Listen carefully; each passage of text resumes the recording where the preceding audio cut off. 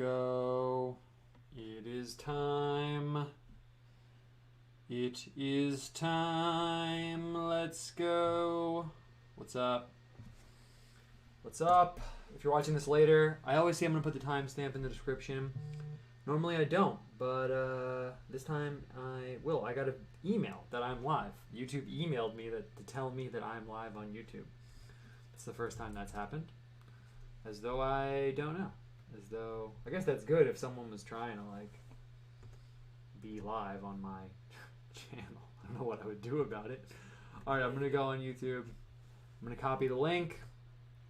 I did not write the tweet. We're back to noob status right now. I'm gonna quickly post the link on Twitter, and we will get this going right now. It should be a good time.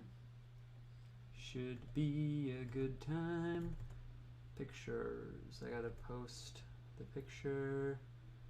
How are you guys doing though? I'm doing well. It's a good week so far. Okay, I'm gonna post this tweet really quick.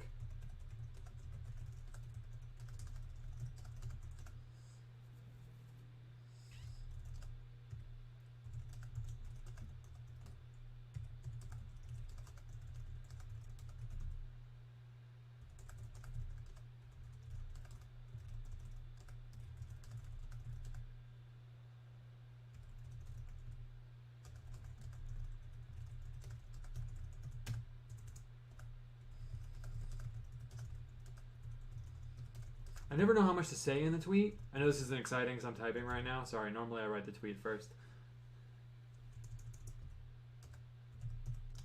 I never know how much to say. I don't want to like give it all away, but I want people to come. But I'm not like desperate. You know, I'm not desperate for people to come watch.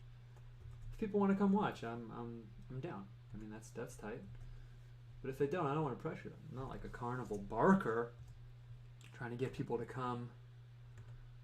What's up? What's up? Okay,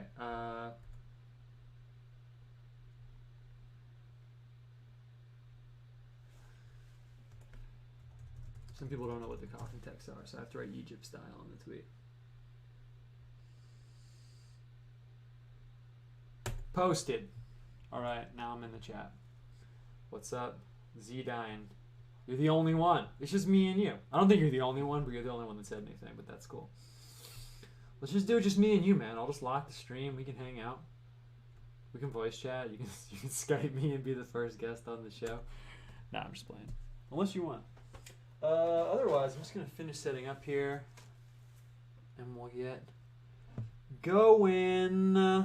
Let's see, what's going on with me? Anything new with me to report? Not really. Just been enjoying working.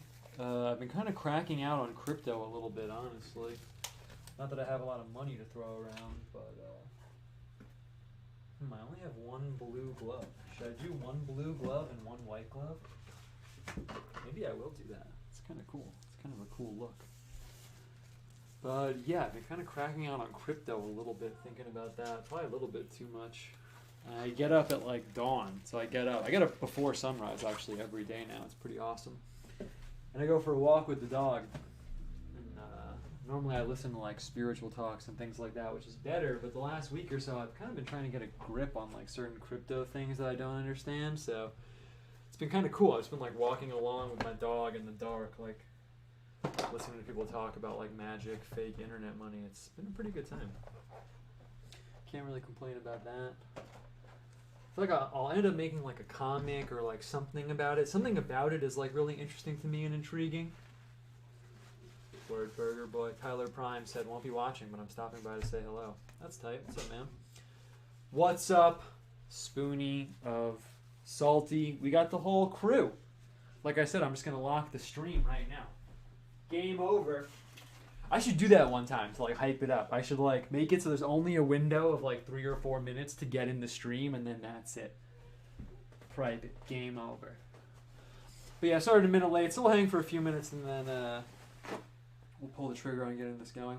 Something else interesting that this was like a few weeks ago, but so a few weeks ago I couldn't sleep, right? So I woke up at like 3 a.m. and I just got out of bed. It's pretty uncharacteristic for me personally. I don't normally do that. And I came in here in the studio and I was thinking about, like, I think I mentioned this, but I was like, I got to change my life. I got to change it up. That's when I got the bass. That's when I got a bunch of art supplies. I got a bunch of cool art supplies here. Maybe I'll show you guys. And one of the things that I thought about was I was like, I've been thinking about this for a long time, but I haven't done anything about it. I was thinking about blue light. You guys know about blue light and how it's like really bad for your eyes? So I got these orange glasses that block like 99% of blue light. And it's pretty awesome. I got these clear ones too. I went kind of hard. So I got the orange ones and I got the clear ones to block blue light while I'm using the computer, because I'm literally on the computer all day, as some of you guys are probably. And I do feel like it strains my eyes less. I'm sure everyone knows about Flux, but there's this app called Flux that also adjusts the light on the computer based on what time of day it is. And then when it starts to be nighttime, it turns into like orange light to get rid of that blue light. But I really do feel like my eyes are less strained, honestly. It's kind of cool. Made me kind of paranoid about all the time that I have been like zapping my eyes with like hardcore blue light, but what are you gonna do? Setting up the paper. What else is going on with me? Just doing some music stuff. I got some crazy cool old books recently. So my old book archive, I've tweeted about this. I don't know if I've talked about it, but it is pretty cool, honestly. I go to all these old stores with my wife. I've talked about it with you guys before. I see all these old books there, so I started picking some up.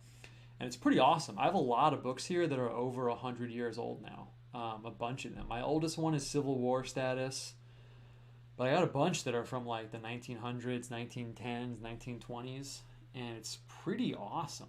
I'm kind of in this position now where I'm not sure if I should buy every single book that's about 100 years old that I find. So I'm often in the thrift store like, well, I'll literally never read this, but at the same time, it's so old that I feel like I should rescue it. I feel like I should do something about the fact that this like really cool old book is rotting here.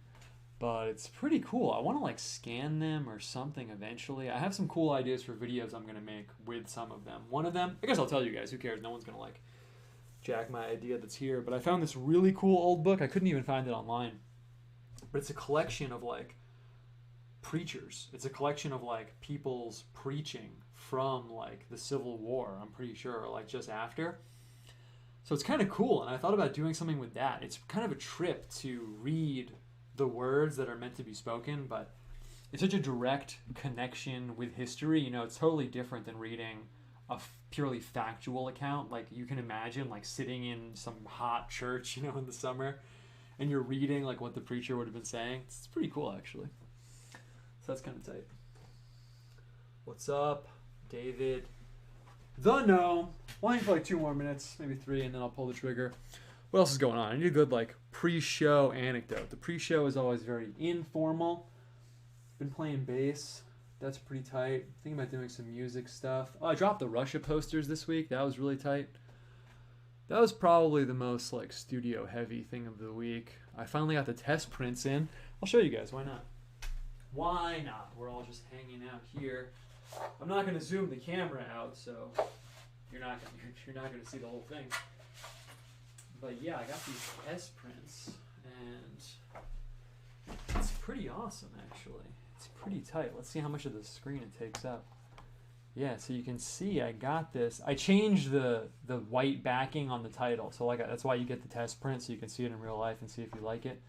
So on the real one, it looks better, honestly. I didn't like how the trim was like cutting in, so I did it by hand instead of just using the Photoshop effect. But maybe you can tell on the camera. I'm actually going to up the quality I'm outputting on the camera in a second. But it's kind of this nice like silk screeny feel. You can even hear it. It sounds good, right? You can hear like that thick kind of papery texture. So I was really stoked about these, and then I dropped them like a few days ago.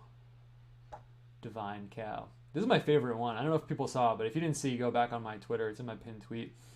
But I did this series about reappropriating imagery from this Soviet propaganda. And the image of the priest milking the church that is kind of a cow, that's just so epic. It's so bizarre.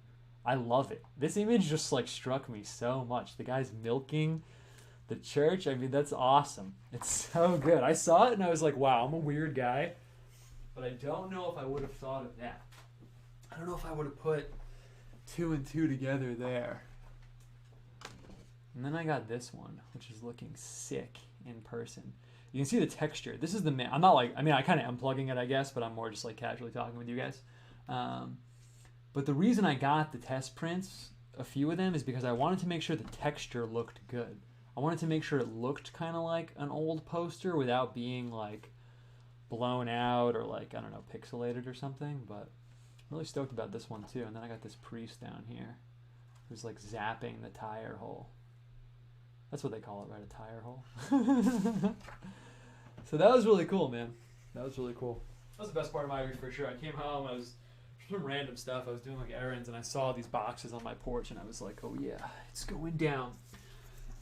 Asked, do I do animation? No, I never did that, man. I used to do some hand-drawn animation, but it just took so much time. And I was a lot younger then, and I felt the fork in the road. I felt the fork of like, well, if I'm going to get good at this, it's going to take like hundreds and hundreds of hours. Maybe that's not true, but that's how I felt at the time. And I was like, that's going to be hundreds and hundreds of hours I don't invest into my drawing and painting that I'm still getting the ball going on. I mean, you're always working on that, but at the time, you know, I was really like getting the ball rolling, and I just, I never did it again. But I did some hand-drawn animation where you draw like every picture and then sort of digital flipbook it. But no. I would like to work with an animator. This is the last thing I'll say, and then we'll pull the trigger on the show. But it's funny because, I don't know if I've mentioned this on the show before, but this artist that I really like, well, I used to really like them. I haven't checked in on them in a while, so I don't know what they're doing now. But they said you always get writers trying to work with artists, but you never really get artists who are looking for writers to work with. Because the writers want someone to bring their words into images, but the artist can just draw whatever they want. The artist can draw like, you know, robots killing dinosaurs. They don't need someone to tell them like how to put it into a story necessarily. It's not universally true, but it's often true. And that's how I feel with animators. You know, I would like to work with an animator, but someone contacted me once even, but it's kind of awkward for me because I'm like, oh, you want to work with me? Great. Here's this absolutely insane mountain of work that you can do by yourself to bring my art to life.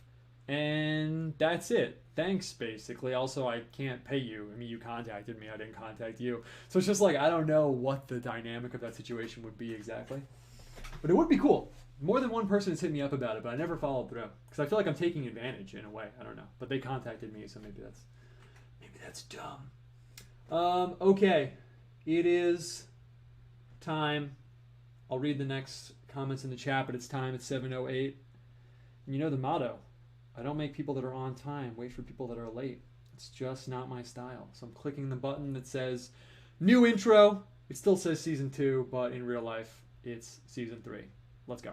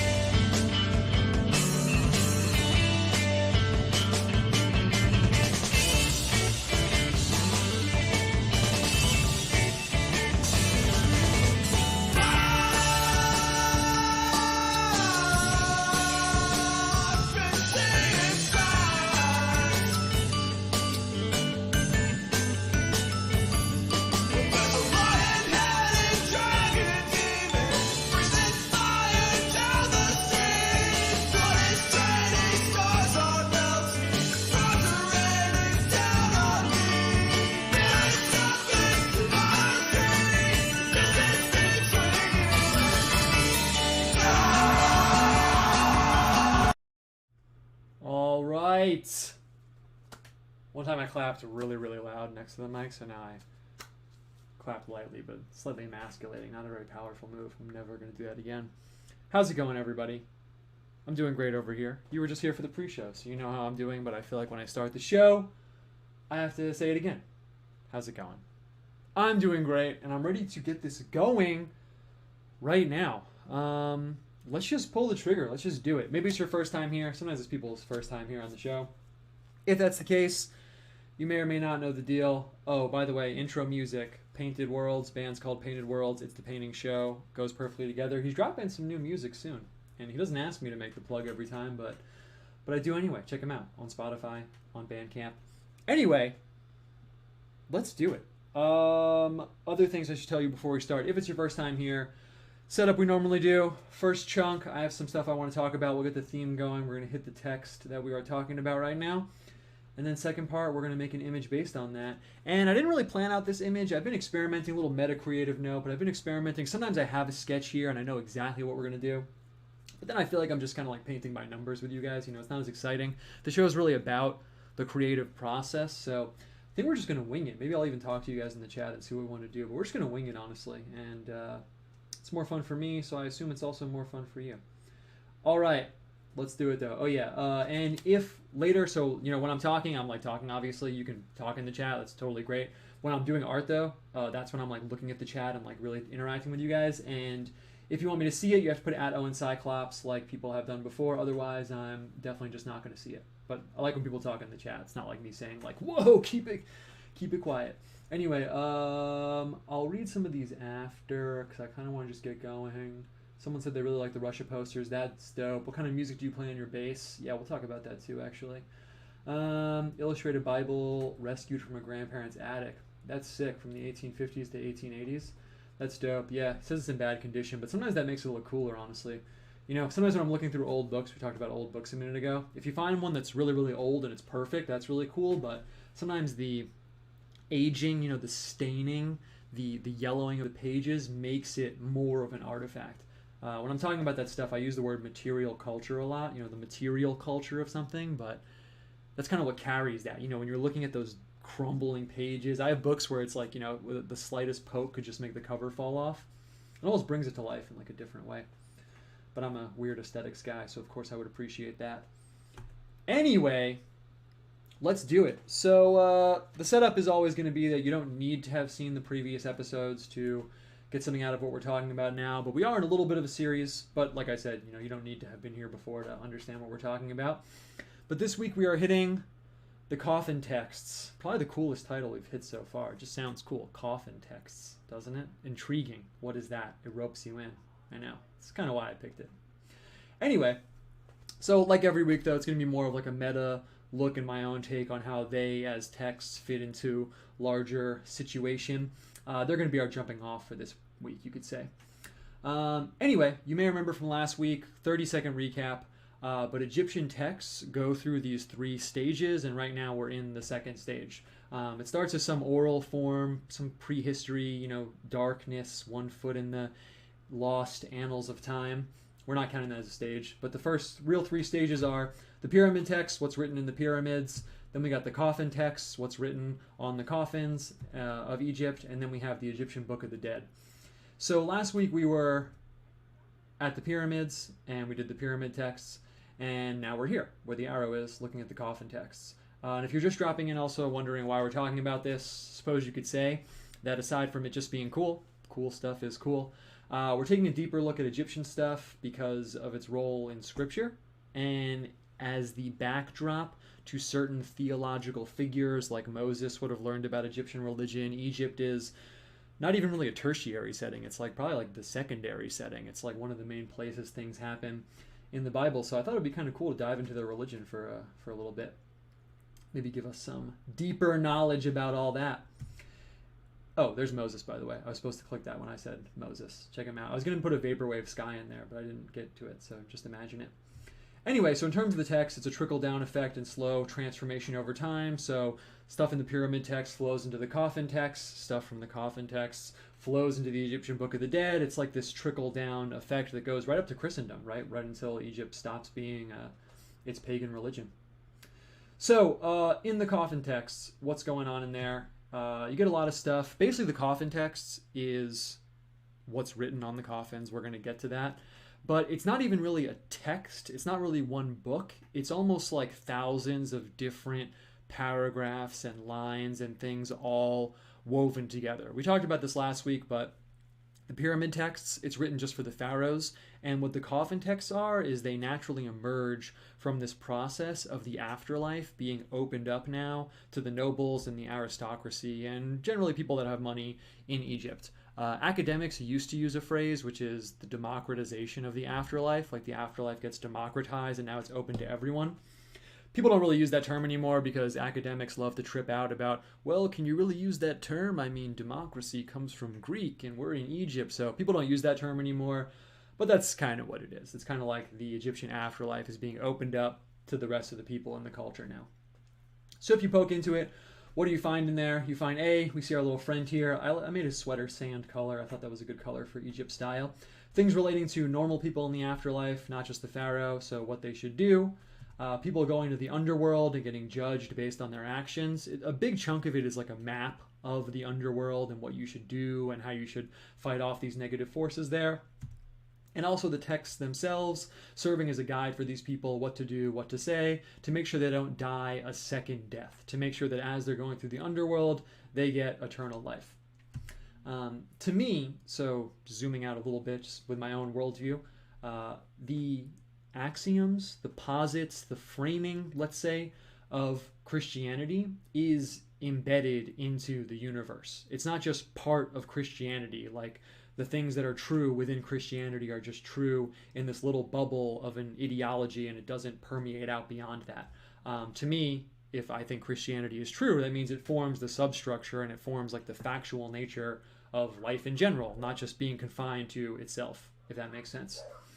Someone who, for example, adheres to Darwinism and evolutionary theory and things like that would look everywhere and see the basic posits and framing of Darwinism underlying all of reproductive life, right?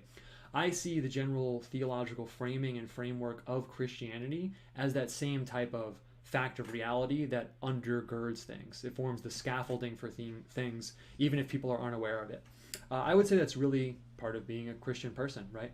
Although I'm not sure how often people really talk about that. So when I look at the Egyptian scriptures and the Egyptian religion itself, I kind of do see that actually.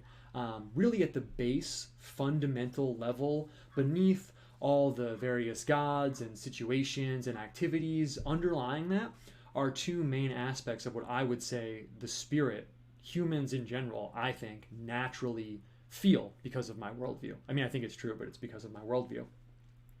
And there's this almost paranoid, crazed, like burning desire in the Egyptian texts for these two things. As you're reading them, it's almost like schizo a little bit, honestly. It's like they're crazed and reaching so hard and desperately in need of these two things. One, which you see on the left here, is making sure one is right with the divine, that one is in accordance with the divine realm, basically that you're getting the thumbs up from the divine sphere. And B, to secure eternal life. So just to be clear, I use that scientific analogy of evolution because I'm not saying there's an ideological or philosophical kinship here between like Egyptian religion and Christianity. It's more that what I'm saying is the reality of the facts of Christianity permeate things, and I see that when I look at these like ancient texts, basically. They kind of provide the shell for like human nature itself. I think humans do have a nature that's imparted to us by God, and I see that fact staring back at me when I look at these ancient texts. I'm going to make one more analogy just to make sure I'm totally clear here, because due to the omnipresence of a kind of new agey perennialism and modern times, we have this hardcore religious equivocation. Our minds are prepped to see this in a way that's kind of backwards to me. Darwinism is really the perfect and easiest example. So however people here, we probably have a spectrum actually in the chat, I bet. However people feel about it, doesn't matter if it's true, just for this one particular example. So let's just put ourselves into the mindset of a scientist who sees things in terms of general, common, evolutionary theory. So if you look at kind of a big jump, but there's just a little cool connection here.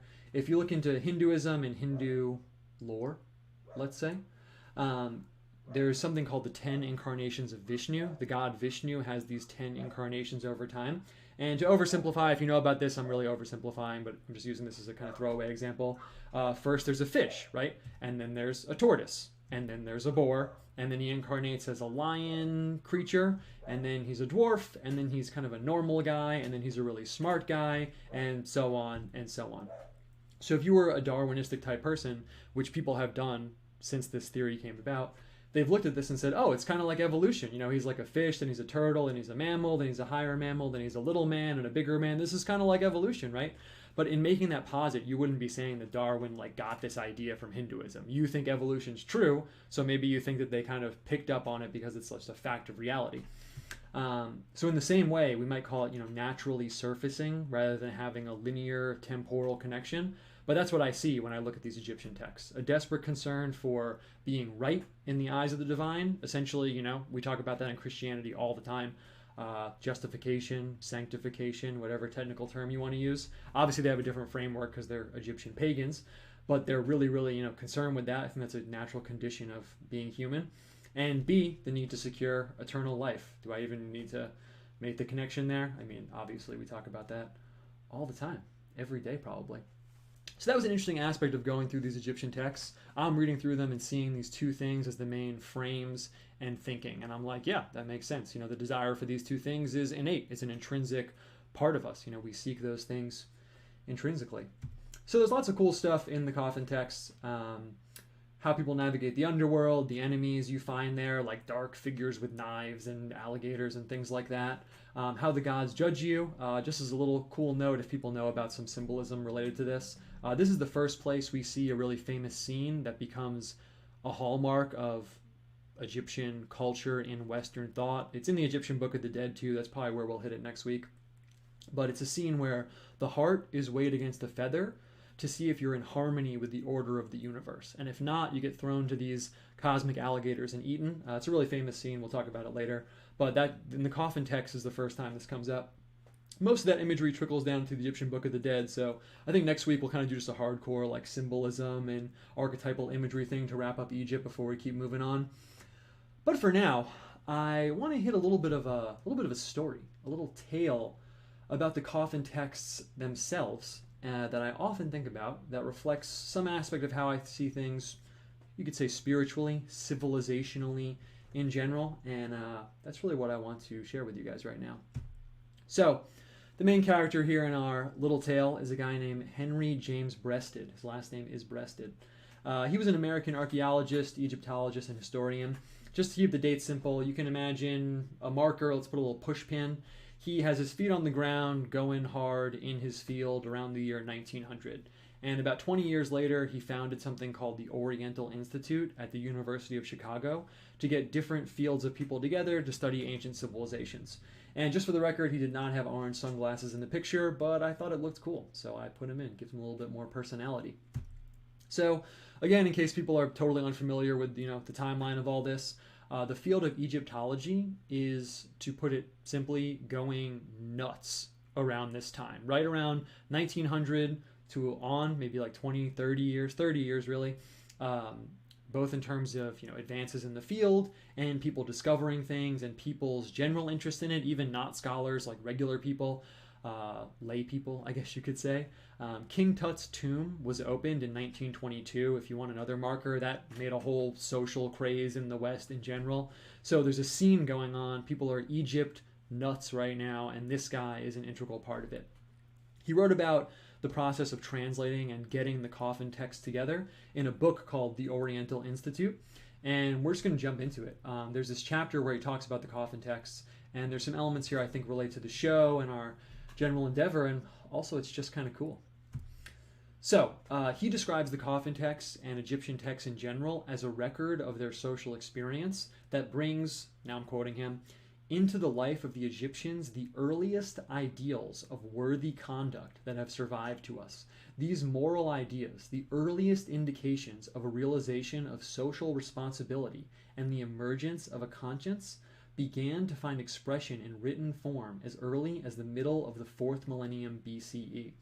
Some people get confused with like 4th millennium and all that stuff, so just to be clear, that's 4000 to 3000 BC. That's the Old Kingdom. That falls, and then we get the Middle Kingdom, and we have this, again, I'm quoting him, development of ideas of moral responsibility beyond the grave. So part of his interest in ancient cultures was tracking like the most ancient stuff he could possibly find. And like we talked about last week, the Egyptian stuff is some of the oldest written material that we have. So he describes tracing this development of their morals and the morals playing into the afterlife and their view on the cosmos and life in general. And he describes hitting a wall because these coffin texts, which should be in the middle here between the pyramid text and the Egyptian Book of the Dead, hadn't been fully translated and published. Basically, people hadn't really been working on it. So he decides to take on the task of translating and publishing the coffin texts themselves. So he goes on to say, the Egyptian Book of the Dead, which had just been published. I don't know how much we're going to go into it, but academics aren't really about the Egyptian Book of the Dead that got published. You could say maybe they're a little stuffy or concerned with pinning things down perfectly, but they saw it as kind of like a pop thing. They were like, this is not really how this is supposed to be. People are not going to get the right idea. And also, some of you guys are probably poked into it, but translating super ancient texts is a whole mess because people have their own ideas of how to present things and how do you order them even and how do you phrase this. So basically he was really not happy with it. And then even underneath that, the texts themselves, the Egyptian Book of the Dead itself, by virtue of being passed on in this way, was corrupted. So for him, he was like, this is useless. I need to go back a little bit, and that's why we're going to hit the coffin texts. So he says the importance of these texts in the history of early religion is obvious. Describes it as the earliest literary expression of man's ethical consciousness. In the coffin texts, we find the first clearly outspoken conviction of moral responsibility in the life hereafter. In the evolution of civilization, they therefore mark one of the most important stages. So it's kind of interesting. I mean, if you're here, we're not really materialists. We see things probably. I mean, I'm not speaking for you, but from a theological perspective. But it is still interesting in terms of, pre-incarnation people, what we have from them, what is the deal with that, thousands of years before the incarnation. So it's interesting for us, too, from a different perspective. And just keep in mind our little chain. I mean, I've talked about this like 100 times. You get it by this point. So the problem is, this is the interesting part, so these texts are literally on coffin panels all over the world. They're in different museums. They're literally written on the coffins. So they're not in one place. And more importantly, please imagine this scenario. So we run a little coffin shop. Me and you, we work in our coffin shop down by the Nile River Valley. And the priests of the town give us a local version of extracts from the pyramid texts that relate to what we're doing, making coffins for noble and wealthy people in this town. We hired a bunch of scribes, and before we put the coffin texts together, before we put the coffins together, the scribes fill the inside of the wood panels with pen and ink copies of the text that we have. So they're not working at like a Renaissance masterpiece level. They're just random dudes we hired to copy this stuff. They don't really care, right? They're just doing it as fast as possible. Very carelessly, really inaccurately. You have to imagine, even when we have something like monks, in Northern Europe, let's say, who were super religious and who had dedicated their whole life to copying scripture, even those guys made mistakes in those manuscripts, right? So now we're on a way lower tier than that. We just hired these dudes and told them to fill up these panels as fast as possible so we can get these coffins out. So in the same coffin, the scribes might write the same chapter 2 or 3 times, because who's checking? No one. The person inside is dead, right? Who cares?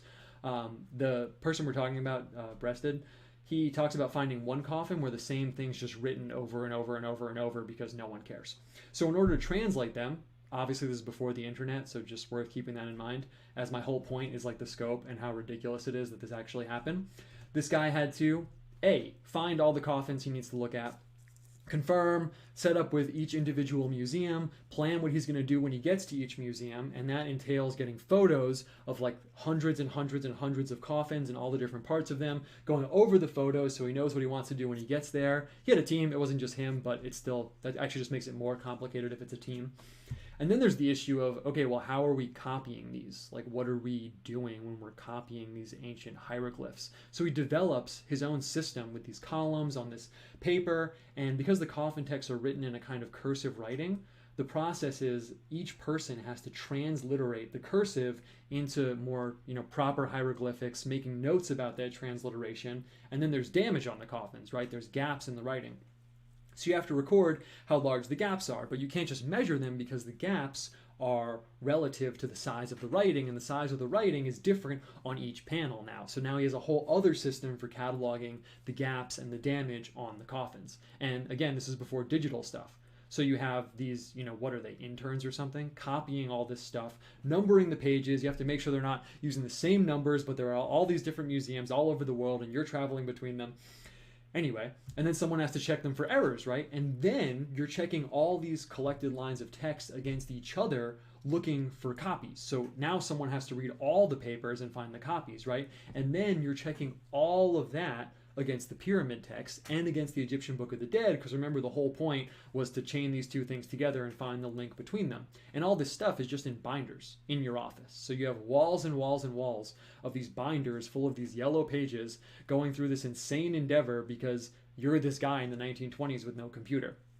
You can't even scan anything. So when he wants to make copies of these papers, someone has to come take a picture of the paper and then print that photo. So it's insane. And while you're doing this, you're an American guy, right? So he gets to Egypt and you're working along in the spring, and then the summer comes and you realize, I'm in the desert. I mean, he probably knew, but you realize you're in the desert in the summer, so it's way too hot. So they can't even work in the summer. So now they have to build this whole system of going to Egypt in the spring and winter, and then in the summer going back to these European museums and going through them to do the same process, and then going back to Egypt when it's spring or winter again. And then, while all this is going on, they found King Tut's tomb. So all of a sudden, your whole team, no one cares anymore because they found like the best Egyptology find ever. So people are quitting your project and they're leaving, and no one cares about, deassembling and photographing these coffins and stuff like that.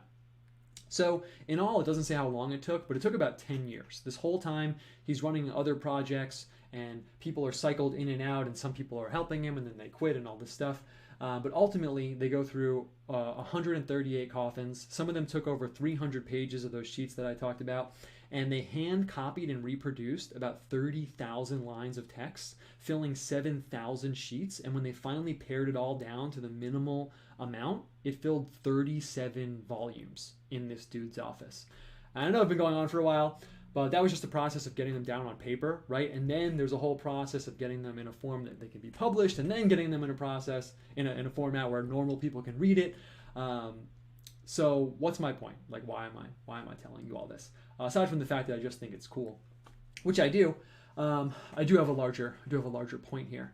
I generally think that people coming onto the scene of spiritual stuff or history in general, or what I can speak to, because this is what's I've been doing basically my whole life, is reading religious texts and sacred texts. It seems pretty one-dimensional in terms of time when you just roll up on it. The stuff's really old, so it's old. It's been around for a while. People have been looking at it for a long time, so that's it. It kind of feels like all the stuff that you're going to find has been looked at and analyzed already. It feels like it's done. It's set in stone. That's it. Like it's a completed endeavor. But that's really not the case. There's a term that gets thrown around a lot in certain circles. I actually don't know if academics use this term. It's kind of like a crazy weirdo thing, honestly. That's at least where I picked it up. But it's called stair-step evolution. So basically the idea is that you think of progress, normally this applies to a civilization, but it can apply to anything, as linear, as increasing over time like this, right? But the idea here is that that's not actually how it always is all the time. Sometimes evolution or progress happens in these, what we call stair steps.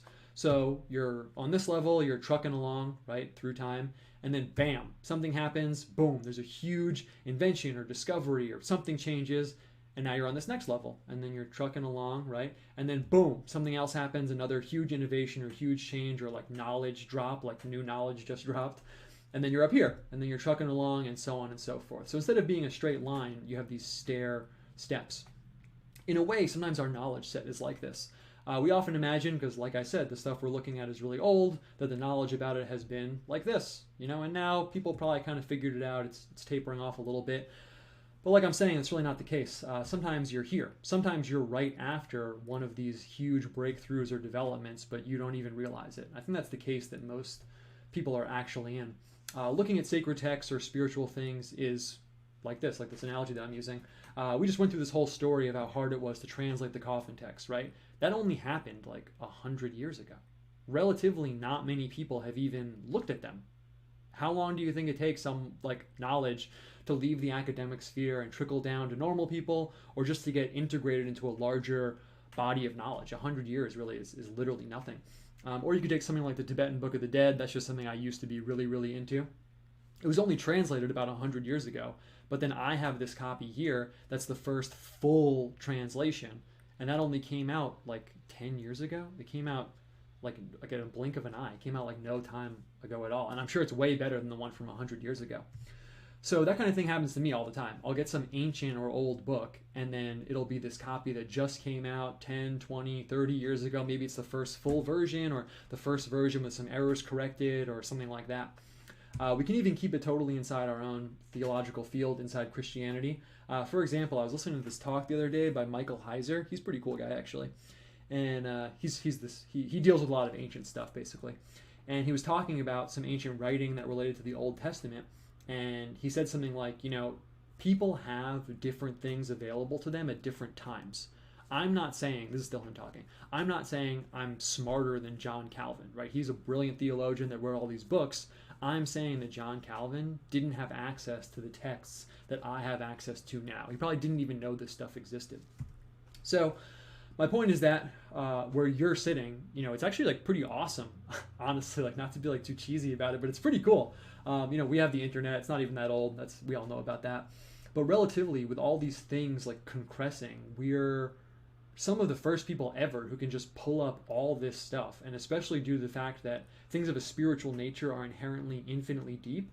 There's really no telling what new connections or unseen things we can unearth, what things we can illumine, or even just maybe we're not even figuring it out. Maybe we're just bringing something cool to the surface for other people to see, even if it's just artistically, by using the positive elements of our own unique situation and time. There's also the fact that our time period is unique, which means it has its own manifestations of these perennial spiritual problems.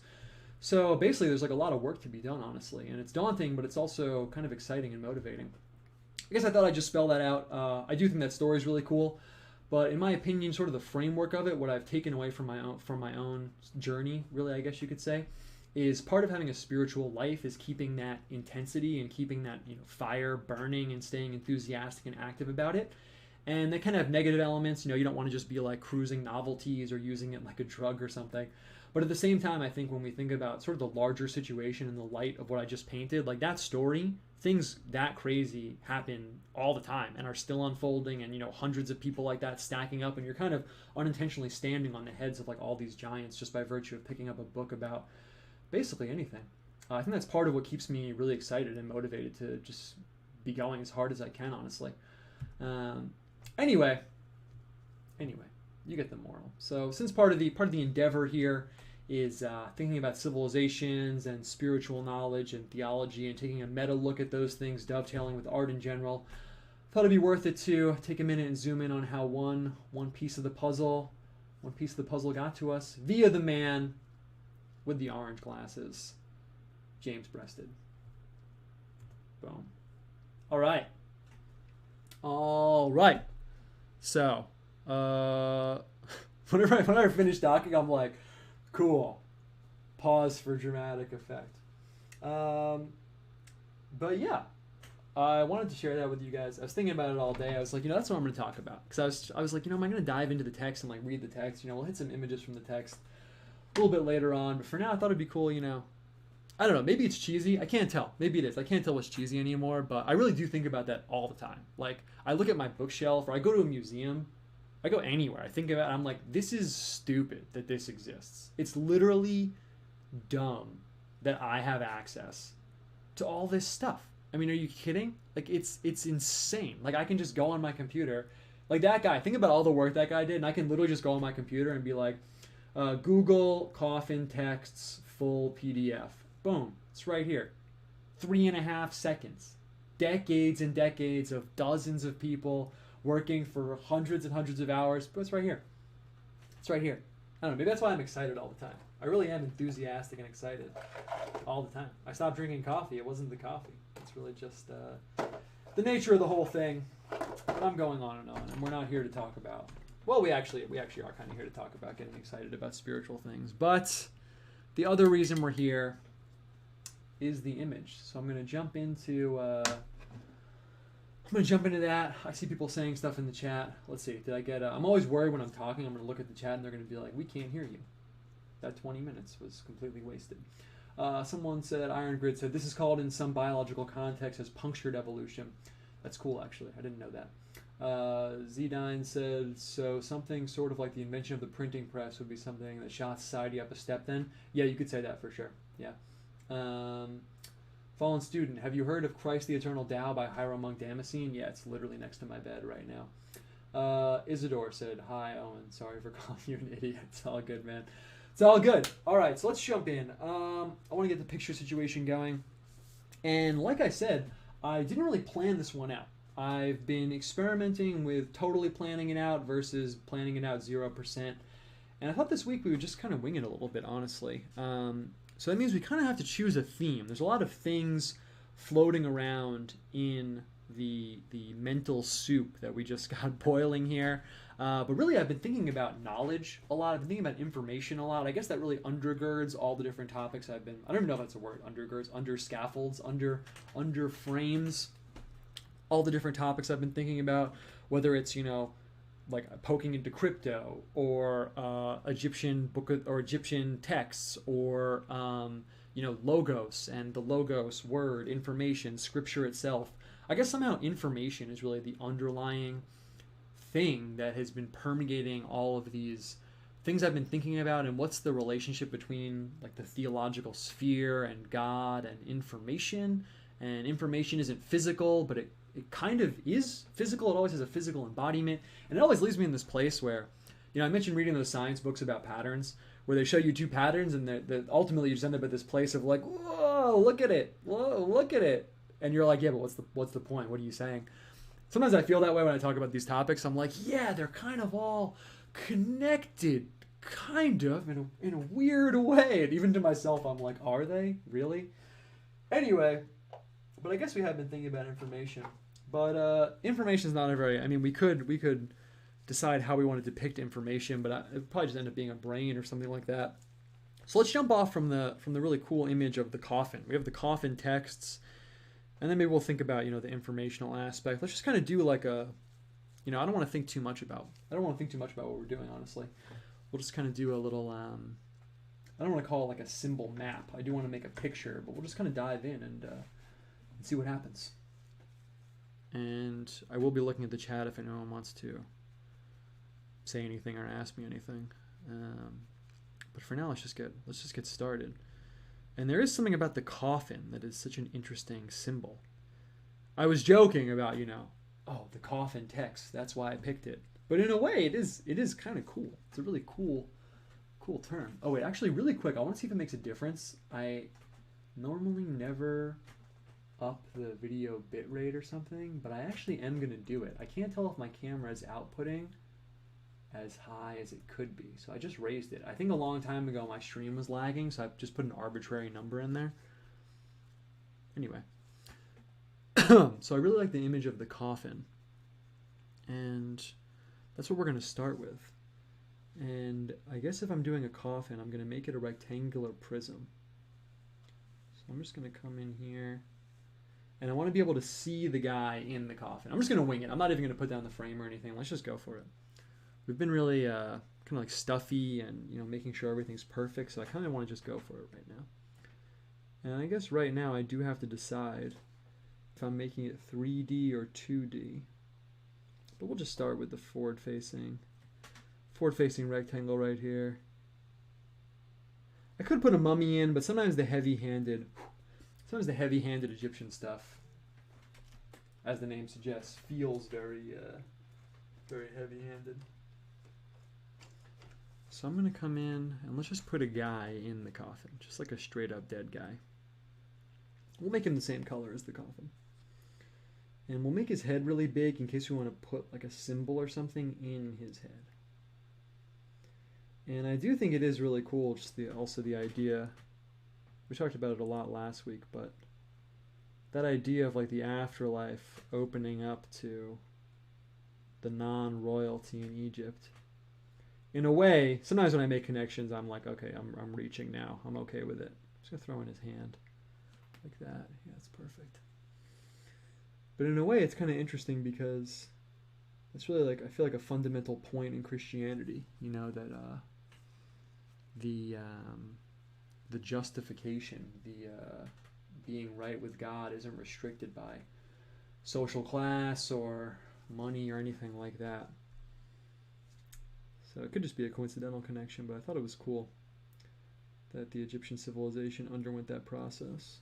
I normally don't draw people like this, but let's just go for it. I would call this like a 3/4 view if anyone wants to be technical. I'll have his knee up. He's not very comfortable. The coffin's a little too small for our man here. And I do want to use that really watercolory texture. If you were here last week, we got a really dope texture going on, and I really want to lean into that. I want to lean into the nature of the materials. So we'll just throw in the skull. Perfect. It's a little bit too small maybe even, but it's all good. We'll make it work. Throw in some teeth here. Boom. Throw in one big eye. Side facing. Perfect. And I'm just going to come in and get that kind of woody brown texture. That's what I want right now. And we'll see what we want to do elsewhere. Maybe I'll even get like a lighter brown in here, but for now, let's just go for it.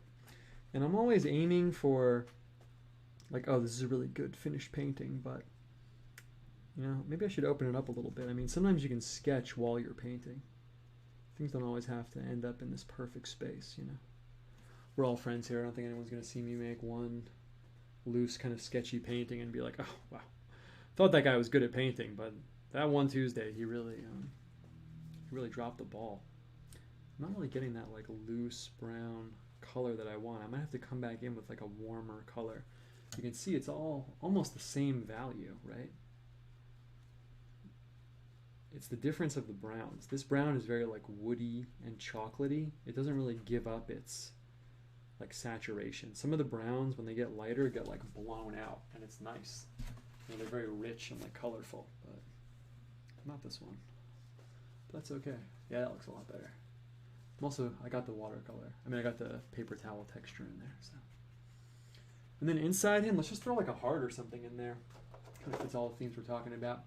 Oh yeah, I want to mix up the colors. So we used pink last time, and that was pretty interesting. I really never used this color, so we're going to use it again. Fallen Student said, do you know who Church of the Eternal Logos is? Yeah, I saw one video with him on YouTube. Seems like a cool guy. I don't know too much about him though. I think I saw him on Jay Dyer's channel. I remember he had kind of a similar arc to me, maybe. Like, I don't want to like misrepresent him. I don't really remember. But something like being into like psychedelics and Eastern stuff, and then becoming Christian, and obviously he's like specifically Orthodox. But I don't know too much about him. Why? Let me know. He still seems torn from looking at some of his oh, you're not talking about him. Other question, if you don't mind me asking, what's your status in terms of church searching? Last I heard you were in contact with an Orthodox priest, but just wondering how that's going for you. Yeah, it's been interesting, man. Well, I kind of, since it's been like COVID time, I kind of just have been like internally doing my thing. I haven't been going anywhere. I was going to a Catholic church. There's an Orthodox church I wanted to check out, but it's really far away. But yeah, I mean, I'm kind of just floating between those two, honestly. Not to make it like a competition. I mean, to be totally honest, I'm kind of in this place where the deeper I go, the more I can see where everyone's coming from. Like, I'll even talk to my friend. I have a friend who's like Protestant, you know. And it's really not like the whole Twitter situation where I talk to him and I'm like, okay, here's why you're wrong, buddy. You know, I can see where they're coming from. Someone, I don't know if I want to say who they are, but DM'd me and they were like, yeah, you know, I just kind of see things this way. You know, I'm like Lutheran or something, you know. And I was kind of like, yeah, I see what you're saying. I mean, I can kind of see it from all the different angles, you know. In terms of getting information, I guess you could say I feel more comfortable getting it from the apostolic sources. I'm kind of just putting these stripes on this guy. Maybe we can bring the stripes out too in like a larger way. That might be cool. But like Michael Heiser, he's like, I'm pretty sure he's Lutheran or something, and he has some cool stuff to say. So yeah, I don't really know. I'm kind of just going through the topics and seeing what I think about them, to be honest with you. Most recently, I saw this video on theosis, and that was really crazy interesting, man. That really like was insane. I probably mentioned it on here, but it was by this guy who was like the head abbot at Mount Athos Monastery or something, and that was nutso. It was nuts, man. Not to be disrespectful, it was really crazy. But yeah, I'm kind of just going through the topics, man. It's also part of why I started poking into the early Christian guys. I was like, you know, maybe that'll give me some clarity. But I don't know. Honestly, I think that probably what what I'll probably end up doing is whatever ends up being correct, like for my family, honestly. Like I have my wife and like I'll have kids eventually. I don't think I'll ever get to a point where I'm like, wow, those other people are so stupid. Not that you're asking me that, you know, you didn't phrase your question that way, obviously. But yeah, that's basically the story there. Oh, would you join my Discord server? That would just be crazy. I've never been on Discord. I only hear about people getting like crazy things happening to them on Discord, so I've never been there. But I would be open to it, I guess. Okay. Do people like debate on Discord? Like, I don't even know what it is, honestly. Not to like boomer out, but I think it's like text-based, but then people have voice on there too. It's like TeamSpeak, right? If anyone's like the 1990s computer kid here, I think it's like TeamSpeak, right? Okay, so we have this guy in the coffin, and since we're kind of just winging it, you know what I think would look sick is wings on this coffin. So that is what we're going to do right now. And I want to keep the strong family of colors that I have going on here. Brown is really dark orange usually, or a dark red. So while I'm tempted to get the wings in, you know, green, or I even thought about yellow wings or something, if I keep this picture element in the center,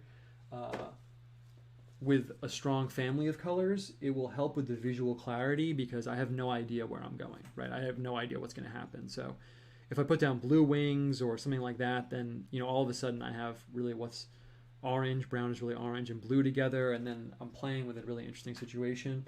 So I kind of want to keep a strong family of colors here in the beginning because, like I said, I don't know what's going to happen.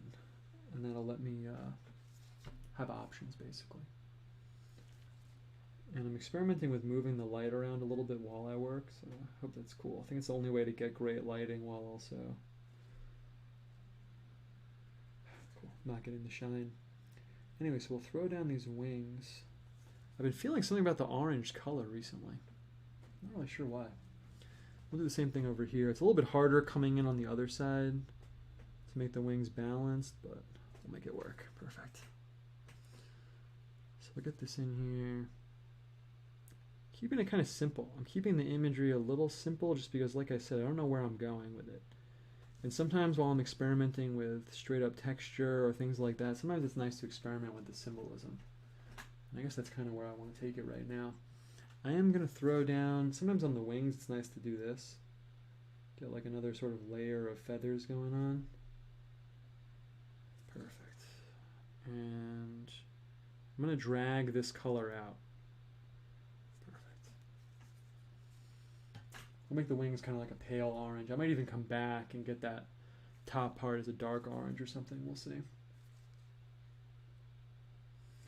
Okay, Ren S said, oh, interesting meta question. It's been a bit over a year. Wow, has it really been? Yeah, you're right, actually.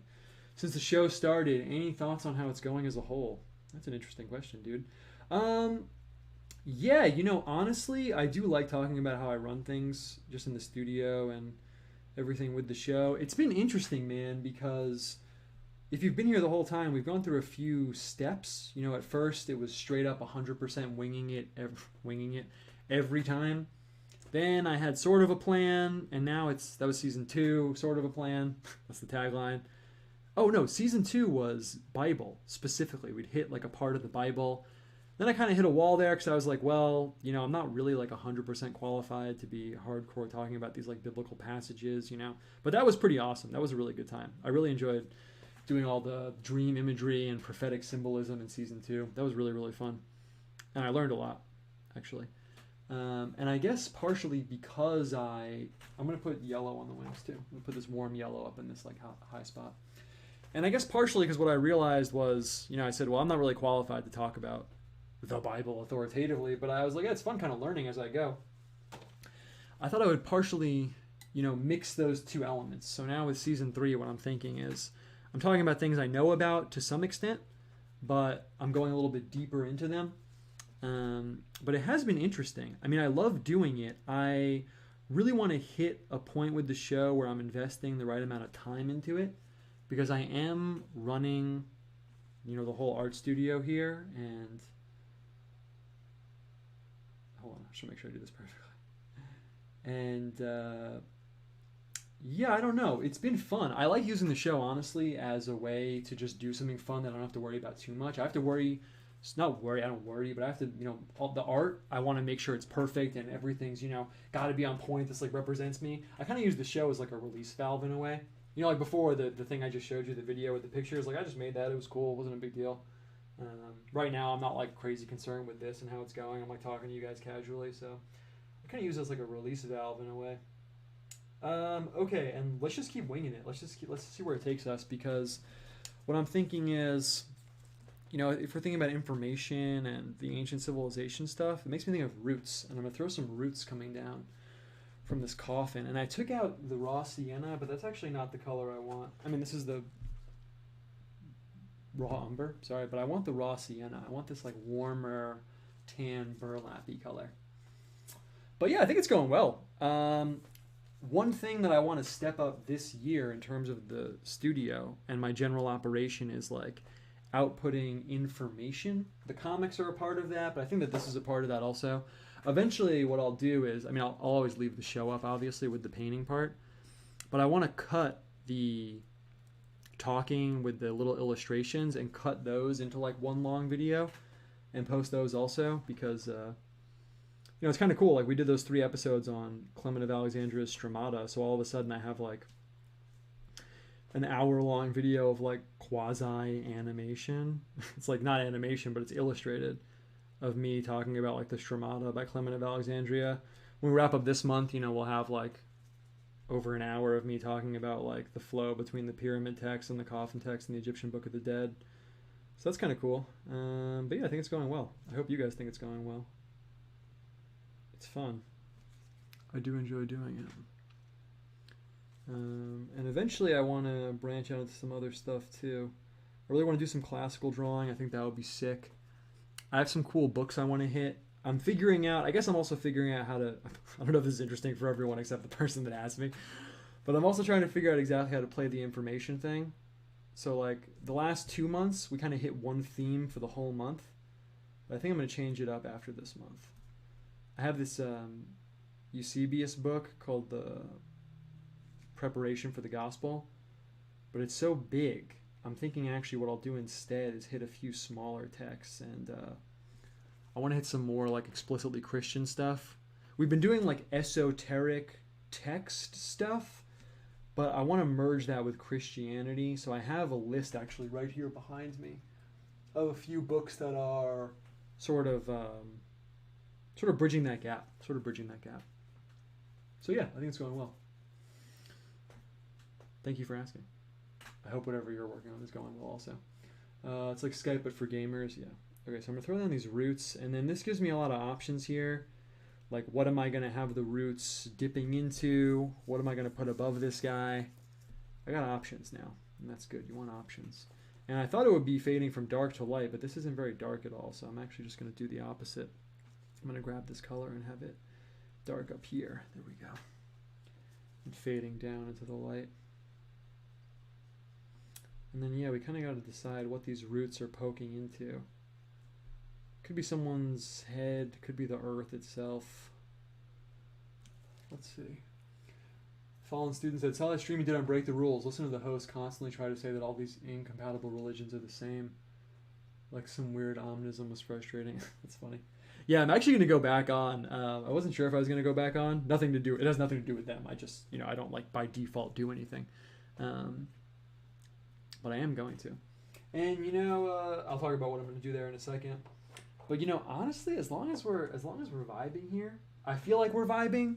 I hope you feel that way. I think Egyptian stuff, I got to get a palm tree in. I feel like I really do have to, but I want to push the colors a little bit.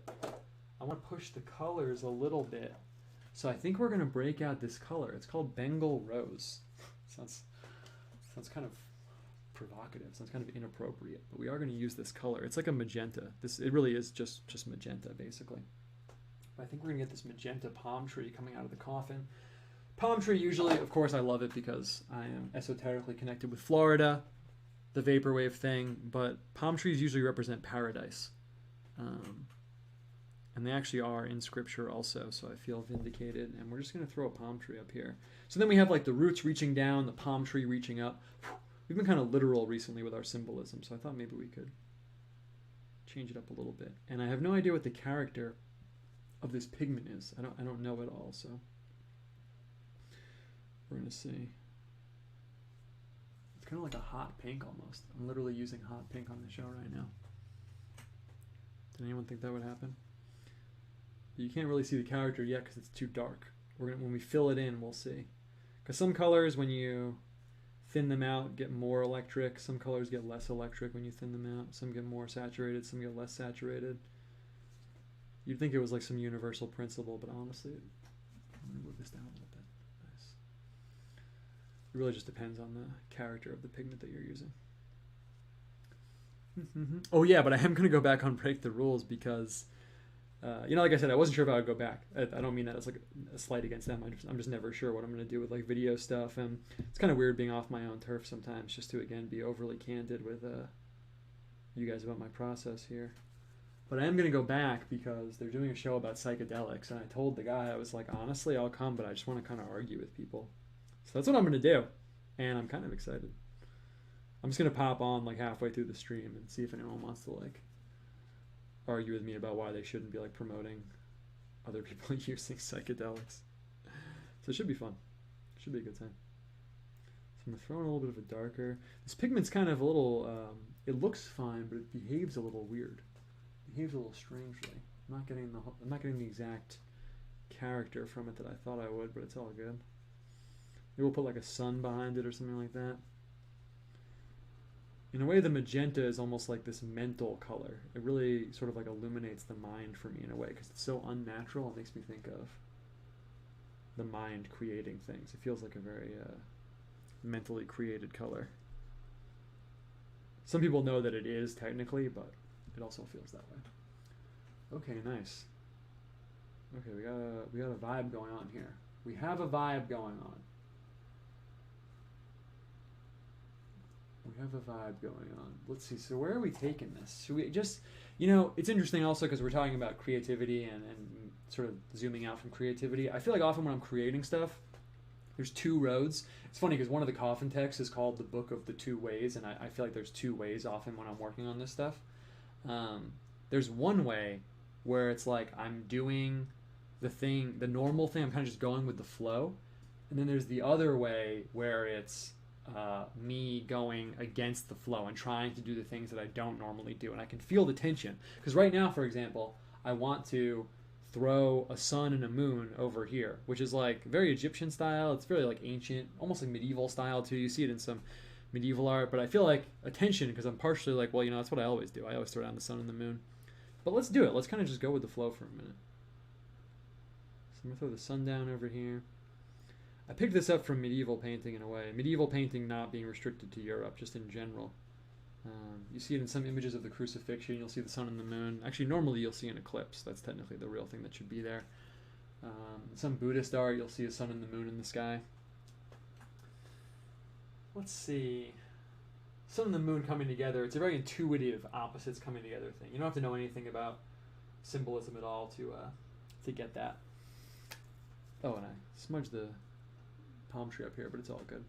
And let's see, what color do I want to make the moon? I could make it yellow also. Then they're kind of on the same playing field. Let's do that.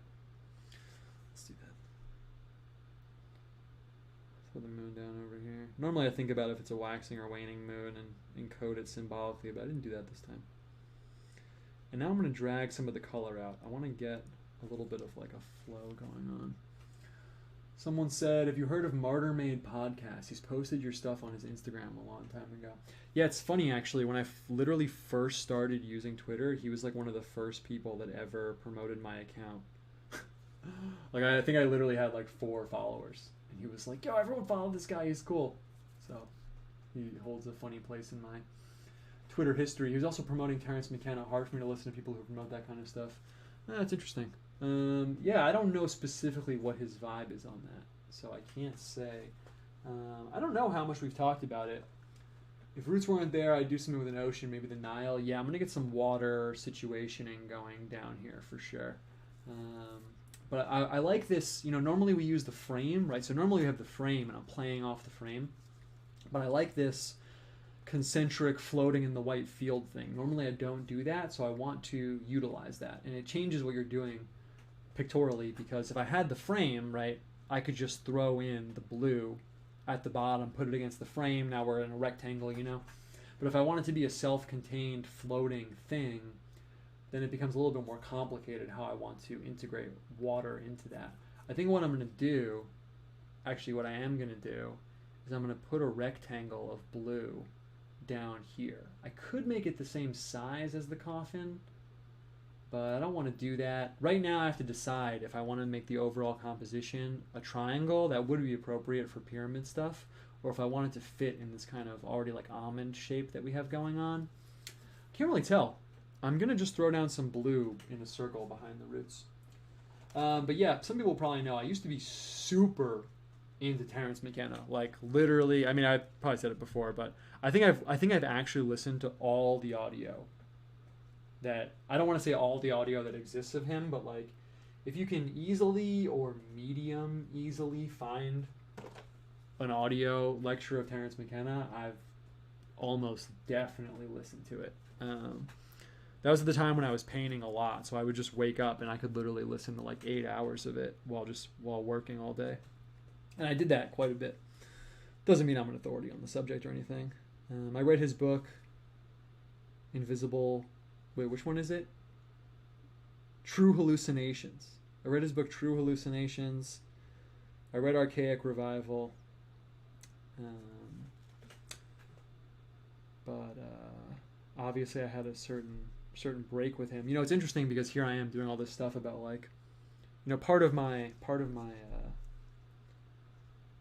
spiritual thing, part of my art, that's way less pretentious, part of my art, you know, has to do with like civilizations and cultures and things like that. And the big break I had with Terence McKenna was that for him, culture is like a glitch. Culture in the Terence McKenna worldview, culture like isn't your friend.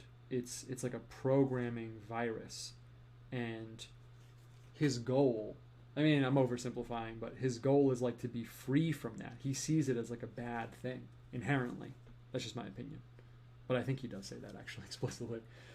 And that's where I had my break with him, because over time I started to see it the opposite way. I started to see culture as, you know, yeah, it's kind of like a programming or like an operating system, but I started to see that in a positive way. And I started to see that like, yeah, I had this quest to like deprogram myself, but it was like a faulty conception of what that would even be like, because, you know, to imagine a human being like totally stripped of culture, it's intrinsic to the human being, you know what I mean? It's not like a dog or something. You can imagine a dog with no culture, but anyway, that was my big break with him, along with a few other things. There were a few other specific things that I broke with on him. Okay, so let's decide what we're doing with this. So we got this stripy structure on this guy, and it looks kind of dope. So I kind of want to bring that out a little bit. Somehow the stripes with the watercolor have a little bit of, I don't want to say like a punk feel, but the stripes with the watercolor do have an interesting feel. And last time, you know, I'm remembering what really helped us mix it up was mixing some colors and getting some cool gradients in. And that's what we're going to do right now. So I'm just going to start throwing down some of these color loops. And let's see what they look like. Yeah, someone put in the chat, yeah, he says culture is not your friend, right? That's like a direct quote from him. So yeah, that was my big break with him. And then I kind of fell out of it. Also, I started to see my quest to, you know, his whole thing is like, you know, if you could just bring back, this is not his whole thing, but if you could just bring back like something from this like spiritual realm, let's say, from this like psychedelic landscape, like this impossible object, you know, if you could just bring it back, that it would cause this, you know, I don't want to say a revolution. He doesn't say it that way, so that's not fair to him. But it would cause this, like, you know, people would see it. People would be like, "Oh my God, it's real!" Like, wow, you know, if you could bring back some, like, I mean, I'm caricaturing him now, but like, if you could bring back some, like, you know, impossible thing from DMT space and show it to people, and like you're holding this, you know, thing, and people would be like, "Wow, that's so crazy," but really they wouldn't. Really they wouldn't. That was also the thing that I realized. I was like, people don't really care. In a way, it has to do with, like, you know, my whole view about like worldviews now, which is like people just, I mean, I didn't come up with this, but people just interpret things in terms of their worldview. So I also started to see that as a failed endeavor, and then I just stopped doing DMT, and then I kind of stopped listening to Terence McKenna. That was basically the process. All right, so on this side, I'm going to wet this a little bit more. I really want to get this orange-pink gradient. I feel like those two colors are similar enough. They're next to each other on... Whoa, my chair just went down a peg, sorry. They're close enough on the color spectrum that I think we could get something interesting going there. Let's see. Let's see, what else? We can talk about Terence McKenna a little bit. That's kind of it, though, honestly. What else is big in Terence McKenna world? You know, also, honestly, I mean, as long as I'm talking about him, you brought him up in context of Martyr Maid. Like, I don't want to make it sound... I have no idea what he thinks about him. And everyone says his podcast is really cool. So I guess since we're talking about him, and since he uplifted my Twitter account a long time ago, maybe people should go check it out if they're interested. But, so with that divorced from it, you know, the other Terence McKenna thing is like, I almost kind of see him as like a cautionary tale in a way, because his whole thing is, you know, so he has that book, True Hallucinations. That's kind of like how he got turned on to the whole situation. Man, this banner looks really cool, right? This kind of like floaty shape with the watercolor texture. Exactly what we needed. That's kind of like how he got into the whole thing, and it's really interesting. It's actually a really good book. I mean, I read it at a time when I was doing a ton of drugs, so there's that caveat. I mean, it's literally about a guy who ends up spending his whole life like really invested in drugs. But he rafts like down the Amazon and goes to meet with these like not Peruvian, but these different like tribes and stuff, and he's researching mushrooms basically. And it's really, really interesting because what happens is, in the book, one aspect of what happens is, so let's say he's with a group, read the book a long time ago, but let's say he's with a group of like 5 scientists, you know, not scientists, but researchers, you know, I don't know what they would call themselves. He's like an ethnobotanist. He's like someone that researches plants and how they relate to people and stuff. But they're all together in the jungle, right? And they start doing mushrooms together. They start doing these mushrooms. And what's crazy is, because you're reading about it, you know, he's telling it, you know, not as it happened, but, you know, you're reading it from his perspective, is that there's a break in the group. There's a split in the group. Because half of them are like, yeah, we're just doing drugs. Like, these are just drugs. And then the other half of them, which Terence McKenna is in, obviously, are like, no. Something deeper is here. There's something deeper going on here. And their group has a split. And it just splits ultimately. And I think the guys who think it's like just drugs end up going off to do their own thing. So I thought that was really interesting. You know, imagine you go to the Amazon with these people and they start doing drugs, and then you're still like, I mean, I don't know those people. I don't want to talk shit about them, but you're still like Reddit atheist. You're still like, yeah, these are just drugs. This is crazy. And then the people you're with are like, no, dude, like something deeper is going on here. And like, you like lose them like to the jungle. It's like very poetic actually in a way. Anyway, I could keep going on, but if people ask me more about it, I'll talk more about Terence McKenna, but it doesn't directly relate. It kind of does relate to the coffin text and all this stuff. Anyway, though, this looks sick. This little color situation we got going on here is awesome. I'm really into it. Off topic, but how's the dog doing? Dog's doing great, man. Dog's doing great. Trying to get her to be used to people. That's the only issue. I'm going to try and get a thinner stream out here. A thinner loop out here. It's hard because, you know, maybe you're seeing what I'm doing with the brush and you're like, oh, the camera's blown out with the light. We can't see it. But I'm not putting down anything. I'm putting down clear water. So actually, I can't even see it myself. But I want to just throw down this water so I can wet it a little bit. And then I can get the pigment. I will move the light a little bit. Oh, it's this light over here. Sorry. I'm still mastering the light. But I want to just get it like flowing along a little bit in that watery path, so we retain that sort of like watery flow. I don't know, I'm just kind of rambling, but it's kind of hard to describe what I'm getting at. I want that like texture still, so I have to wet the page first. I should grab a bigger brush, but I'm not going to. Come down over here. I'll pull up some of the orange here. Can't tell if I should keep it kind of crisp and nice. It looks dope how crisp it is. We'll get some of the pink in here. It's pretty awesome, actually. We got these like concentric circles.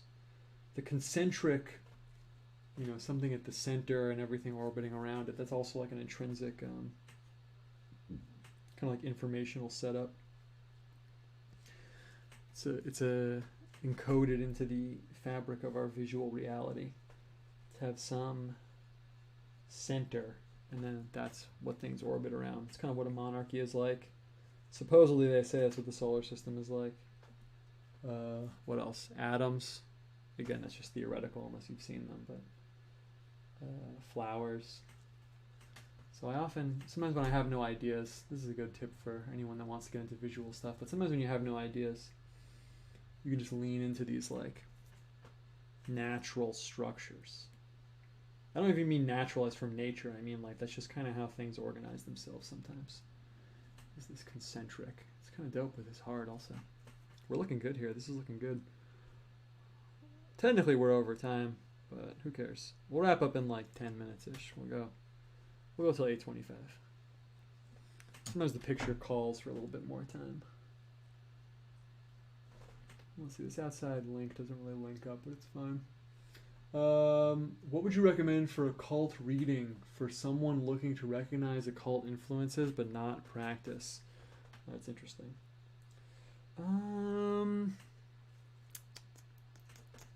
Let me think about that. Someone needs to write that book, honestly.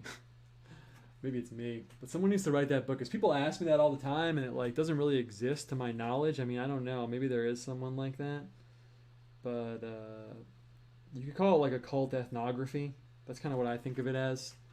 I think it's good to just kind of get familiar with if you're interested in that, to like get familiar with like the general topics and stuff, because it doesn't really manifest exactly how you think it does, in my opinion. You know, I mean, you know, if you're interested in stuff like that, most people should know about Aleister Crowley. If you're like a Christian person, I mean, honestly, the odds of you reading it and being like sucked into it are so low that I don't feel weird like recommending it to you. But he's kind of like the point of the hourglass where it all meets and things kind of like flow out from there.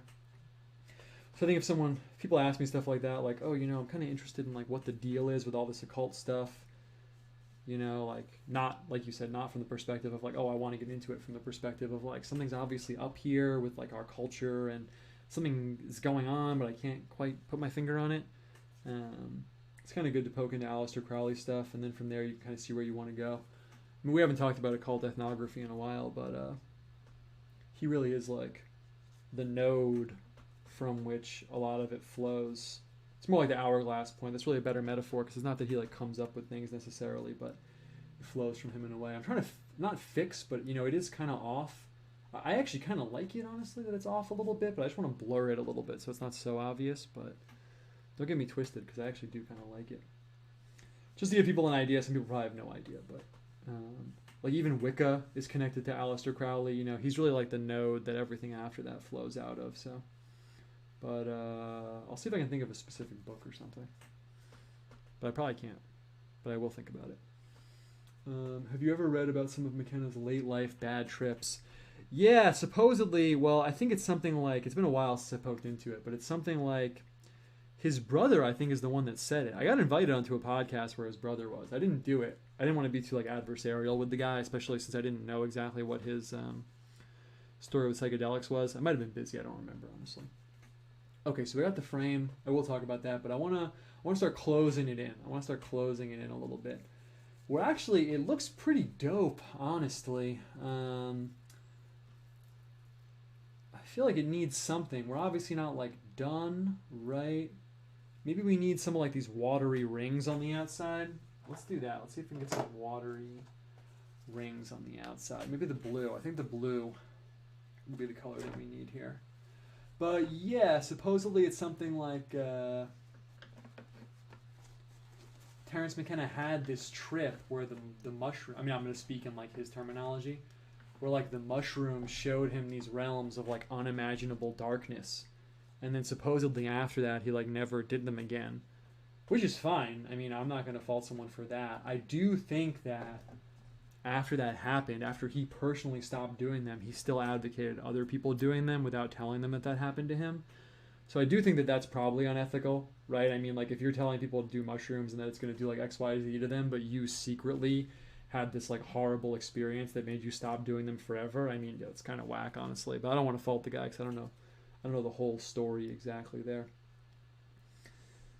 But yeah, oh yeah, the blue is totally what we need. But I want to get some contrast, so I'm going to see what happens if I just throw in like these darker bands of blue orbiting around, and we'll do that, and then we might even be done after that. It might be like sort of a simple picture where we've leaned into the texture and colors and stuff. Man, I was going to say something. Oh yeah, here's a really interesting thing too. So I don't know why we got to talk about Terence McKenna, but it's kind of cool. I always anticipate like, oh, I'll keep talking about what we talked about in the first half, but I kind of said everything I wanted to say about that. But yeah, so I like I said, I've seen a lot of Terence McKenna stuff, right? Like a lot of it. I don't think I've talked about this on the show before, but it's really interesting also in terms of personality, personhood, I guess you could say celebrity and things like that. There's a guy named Ram Dass. He wrote a book called Be Here Now that's really popular in those kind of like 60s post, really pre actually, New Agey circles, maybe post-hippie, pre-New Agey, although Be Here Now is actually pretty seminal hippie stuff, so. But whatever, the point is that he wrote this book, his name's Ram Dass, and there's a video of him and Terence McKenna talking, and I guess they're at some conference or something, but in the video part that I'm talking about, they're sitting at like a table. So they're sitting and the camera's like panned into them, but they're not speaking like to a group of people. It's like they're having lunch or something during a conference, maybe the camera like happens to be picking up their talk. I don't remember, it was a long time ago. But the point is that Terence McKenna says something really interesting to Ram Dass. Terence McKenna turns to Ram Dass and says, so, we're these guys and people love to come like hear us talk. All these people come to hear us talk. I don't know if you guys know, but if everyone knows, but people used to go to like weekend seminars like with Terence McKenna and stuff. Like it's pretty hardcore. Man, the blue was such a good call. Such a good call. I'm torn right now because I almost want to get a little red flowing up here in the center and get a little red coming around, and then I think that might be it. It's going to be really close to this color though, and that's actually what I'm worried about. So I'm going to get the red and we're going to get the red and the blue mixing together. Maybe I'll regret that, but I think it'll be cool. And anyway, so what Terence McKenna says to Ram Dass is, he says, do you ever want to say something or want to do something, and then you find yourself thinking, oh, Ram Dass wouldn't say that? Ram Dass wouldn't do that? Does that ever happen to you? And Ram Dass says, no, not really. I don't really think about it that way. Or I forget what his answer is because it didn't really matter to me at the time. But he's kind of like, no, maybe if I do, I lean into it, like whatever. He gives kind of a non-committal answer. But Terence McKenna says, I do. He says, I do have that problem. I think that's what he says. But he says, like, yeah, sometimes that happens to me, Something happens and I'm like, oh, would Terence McKenna do that? Would Terence McKenna say that? And I thought that was such an interesting, weird little insight into his personality and stuff. And then, his brother comes out, like we were just saying, and says, oh yeah, he actually stopped doing mushrooms despite literally being like the mushroom guy. He kind of like stopped doing them at a certain point, And then you think of it in that context, like, yeah, everyone's got to make money. I'm not faulting the guy for that. I'm not even saying he only did it for the money, but you're like the mushrooms guy. You have this horrible experience, It would take a lot to come out and be like, hey, maybe I was wrong. I've literally spent the last like 30, 40 years of my life, whatever it is, pumping mushrooms and telling everyone to do mushrooms and literally building my entire worldview around this. I'm not saying he felt that way, but I'm saying it's interesting to think about. It would take a lot to come out and be like, yeah, this was a mistake. I was wrong. I felt that too in my own life, honestly. My whole artistic practice and everything was all about these things, and then, I wasn't like, no one was paying me to. Actually, they kind of were. But anyway, I had that a little bit too, and then I realized I was like, damn, if I go a little bit further, it's going to be really hard for me to turn around, because you have some element of pride naturally. It's only natural that you do. But anyway. There's like some new age woman. There's some. I always wanted to make a long post about it and like look into it more. But there's some woman who like is literally the like I make new agey not tarot cards, but you know, like in New Age world, there's a lot of stuff that's like tarot cards, but they're not tarot cards. I don't know what to call them, like divination cards or something, angel cards or whatever. And she went hard. I think her name was like Diana something. And then she came out and she was like, yo, I'm Christian now and all this shit is like evil. She literally wrote this like huge thing on her site that was like, New Age is demonic and like, now I'm Christian and all this stuff that I promoted is bad. Like, don't use these cards, don't do this stuff. I mean, I have to imagine it like tanked her whole career because that's literally what she was doing, but it's pretty cool. It's pretty interesting. Let's get her on the show. Actually, though. What's her name? I want to say her name's like Diana Fortune or something, but that's someone else. That's a different person. But anyway, yeah, super interesting. Okay, I'm feeling this now. I'm feeling what's going on here. This is looking pretty dope. This is pretty tight. This is pretty tight. I feel like we should have got a little yellow behind the sun and the moon. But we didn't. And now I have a little bit of a call to make. Am I just going to pull out the yellow? I have the lemon yellow. Maybe I want to get the lemon yellow in the mix. Maybe that's going to mess everything up. Let's try it. We're vibing right now. It's just a vibe picture. Let's see. Book of Red Flags. Didn't he literally talk about encountering entities that told him that the world is overpopulated in a trip? I don't know about that specifically, but yeah, his whole thing is like based around talking to entities. Kind of. I don't want to say that, but a lot of his stuff is about talking to entities during trips and stuff like that. Ren said, why do you think Golden Dawn Crowley stuff became so influential in the 19th, 20th centuries? It's a good question, man. I think it's because, you know, actually, oddly enough, that really relates to what we were just talking about. Because I'm often posting about and I'll often mention the idea that there's like a spiritual resonance between the early 1900s and today. And part of that is the spiritual situation. That time had a huge revival, even going back a little bit further before 1900, a huge revival in people being interested in weird spiritual things. You know, you have spiritualism, literally people like hanging out to like talk to spirits and stuff. And then all the Egyptian stuff comes through and all of a sudden that's popping off. People are like really interested in Egyptian stuff and things like that. Theosophy, you have all like people are just it's kind of like right now, honestly. People are like very thirsty for these like alternative spiritual systems and what they think they can provide for them, you know? And Crowley and Golden Dawn are like a part of that. They kind of like come along right at that time. And it's a sync up. It's a sync up between that desire being there and also them being some of the guys who like systematized it in a way, you know what I mean? Like let me put it this way, like tarot cards, right? Tarot cards were around, right?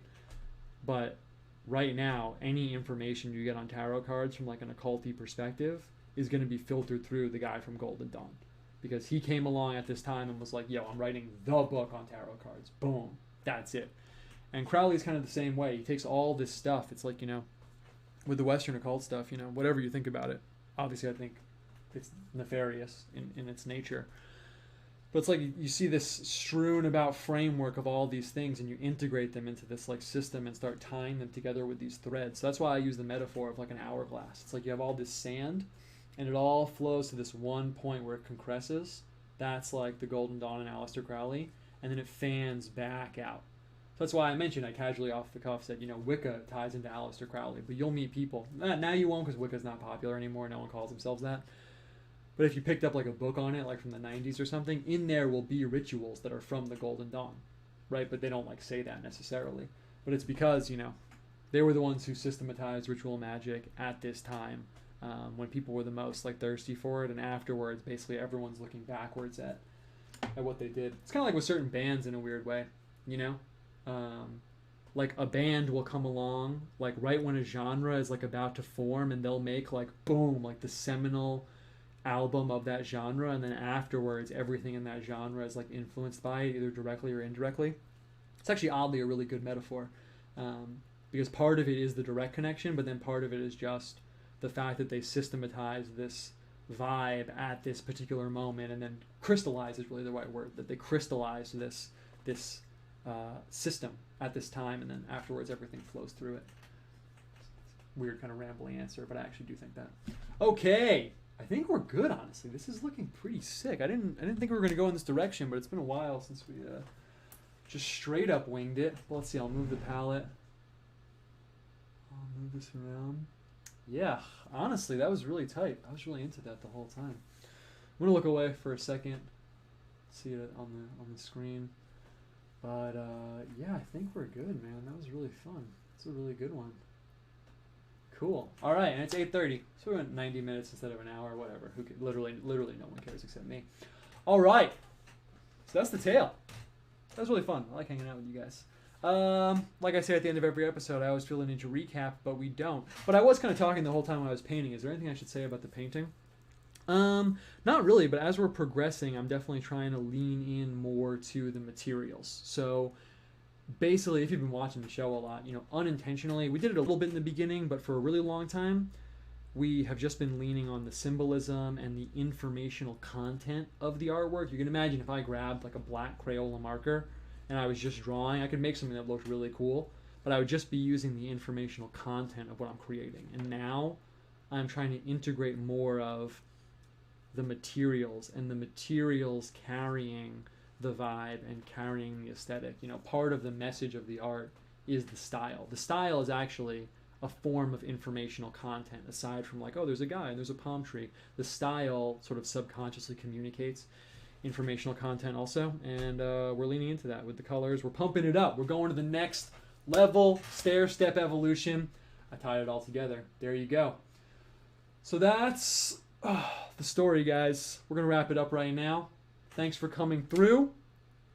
Thanks for hanging out. Thanks for doing the spiritual work that I know you're doing on your end. I know it's difficult sometimes, but we're all making it happen together. And next week, I think we'll wrap up Egypt next week. I'm kind of torn if we'll do like a hardcore sort of like exposition of like the different cool themes and images in the in the Egyptian Book of the Dead, or if we'll just kind of hit some cool random Egyptian stuff and wrap it up. But we're wrapping up Egypt next week either way. So thanks for coming through. I hope you're here next week. And I will catch you guys on the internet where we all hang out together. Have a great